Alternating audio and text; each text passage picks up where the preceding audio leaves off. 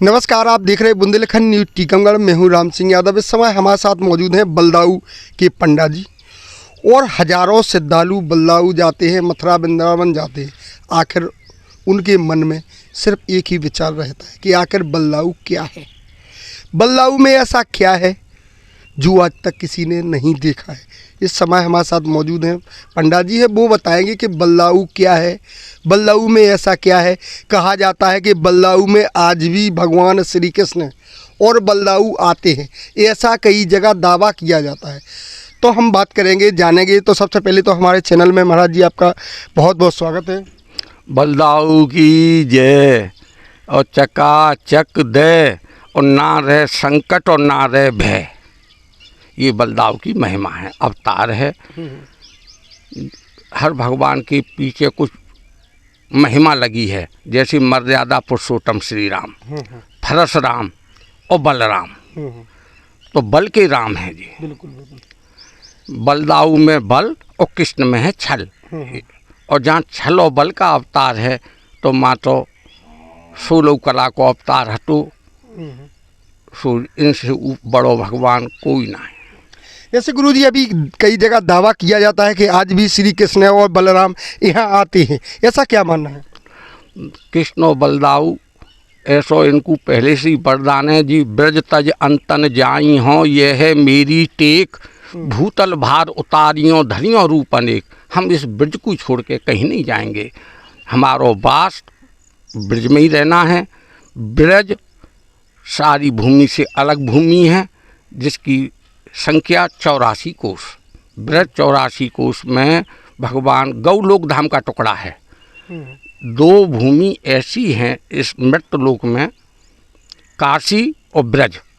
काशी में जो शरीर छोड़ेगो अपनो, वो शिवलोक जाएगो, और जो मथुरा वृंदावन ब्रज में अपनो शरीर छोड़ेगो, वो गौलोक धाम जाएगो। ऐसो वेदन में वर्णित है। गुरुजी बताएं, जैसे कोई ऐसी ताजी कोई घटना है, जैसे कि आप लोगों ने ऐसा प्रत्यक्ष कुछ देखा है, तो आप हमारे दर्शकों का बताएं। ऐसा है कि ये चीज़ कुछ दर्शन सबको होता है। ब्रज में भगवान सबका उकू पाए जाते हैं। बहुत सब न जाने कौन रूप में मिल रहे हैं, सबको दर्शन हो रहा है ब्रज में। ये तो आभास करने की चीज़ है। जब आपको ही दर्शन हो जाएगा तो आप क्या करेंगे? एक दो आदमी से चर्चा करेंगे, पर लेकिन मन में हमेशा के लिए वो जगह बन गई कि हमको भगवान मिले थे। तो ये तो अध्ययन की चीज़ है, आभास की चीज़ है, अपने दिल में उतारने की चीज़ है। भैया कहा जाता है चित्रकूट और ब्रज की भूमि में भगवान का कड़कड़ में वास है। ऐसा हमारा कहना नहीं, गुरुजी का भी कहना है, ऐसा वेद शास्त्रों में लिखा है। और भी अभी कोई ताज़ी घटना है, जैसे हमारे गुरुजी के मुखारबिंद से सुनेंगे कोई ताज़ी घटना जैसे हुई हो, तो आप बताएं। जैसे ब्रज में सब किसी को भगवान मिले हैं, जैसे कुम्मन दास, हरिदास, तुम्हारी मीराबाई, सूरदास, बिहारी लाल, सब जितने भी ऋषि मुनि हुए अधिकांश, और आज तक सबको ब्रज में भगवान मिले। ब्रज में भगवान वो प्रेम से मिलते हैं। प्रेम बिना सब फीको, माई री मुई लागे वृंदावनी का। तो भगवान तो प्रेम की वशीभूत हैं। सो भगवान प्रेम में सबका को मिलते हैं। तो भैया जब भी आप लोग मथुरा वृंदावन जाएंगे तो आप ब्रजधाम अवश्य जाएं और बलदाऊ के महाराज जी से अवश्य मिलें। जय हिंद, जय भारत।